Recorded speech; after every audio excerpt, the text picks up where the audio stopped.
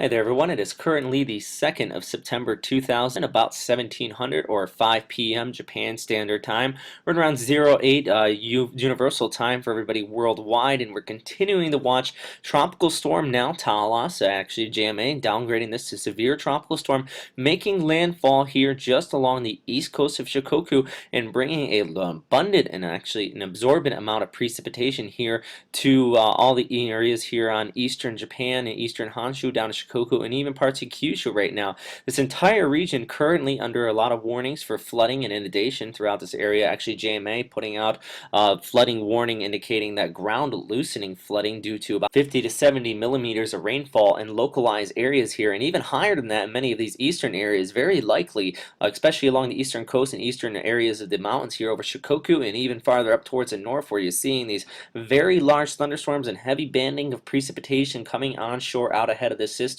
Like I already said though, JMA already put out for many of these prefixtures right in here a high chance of heavy flood, ground loosening flooding, which is really indicating the chance of mudslides and landslides caused by the flooding, and especially on steep slopes here. So anything over about 30 to 40 degrees, you definitely have to watch out for some flooding, or excuse me, landslides due to the flooding. And even in localized areas where all these rainfalls go down into the watersheds, you could still see some flash flooding in those areas. And even though this storm has downgraded to tropical storm intensity, meaning the winds are not going to be above 65 knots sustained, you still could see some higher gusts, and even in some of these funneling areas in between the mountains you could see some higher gusts, especially up in the metropolitan areas of Osaka, definitely down by the canal there where you have those buildings kind of lined up. You could see some funneling through there. So just one thing to note. Also, even farther off towards the northeast, up here in the Kanto Plain where I'm currently located, already seeing some wind gusts up here upwards of about 20 to 30 knots, just due to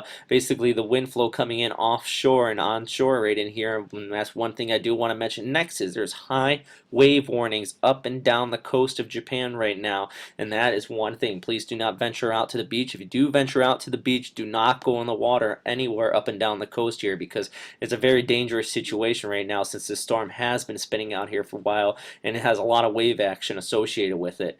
But here, just showing another view of this rainfall really just around the system and around the center of circulation. Not so much an eye, more or less an exposed center of circulation. So could see some gusty winds still right in the middle of this, but really this whole entire area is still spinning here and is starting to move off towards the north with this upper level trough. That's where you're seeing all this outflow coming in on the northern periphery.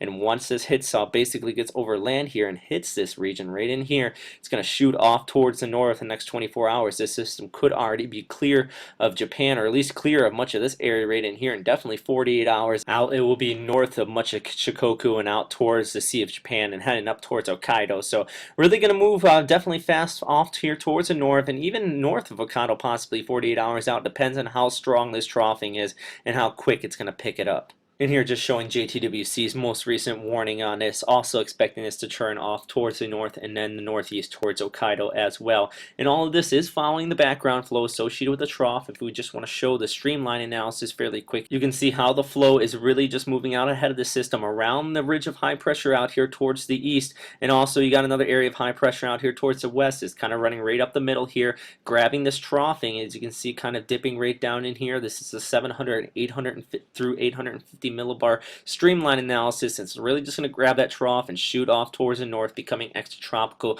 due to an abundant amount of wind shear associated with the westerlies here. So just going to continue to watch this move over Japan. Definitely the main threat right now is flooding, flash flooding, and the chance of landslides up and down the southeast coast of Japan here. And JMA is not being conservative at all about putting out warnings on this system, when, as I already noted, the high wave warnings up and down the coast, and especially here in Shikoku and Kinki, you're definitely seeing all these areas being warned on for flash flooding and inundation, which is going to cause landslides possibly in localized areas and in steep gradients, as I already noted. So just continuing to watch this system.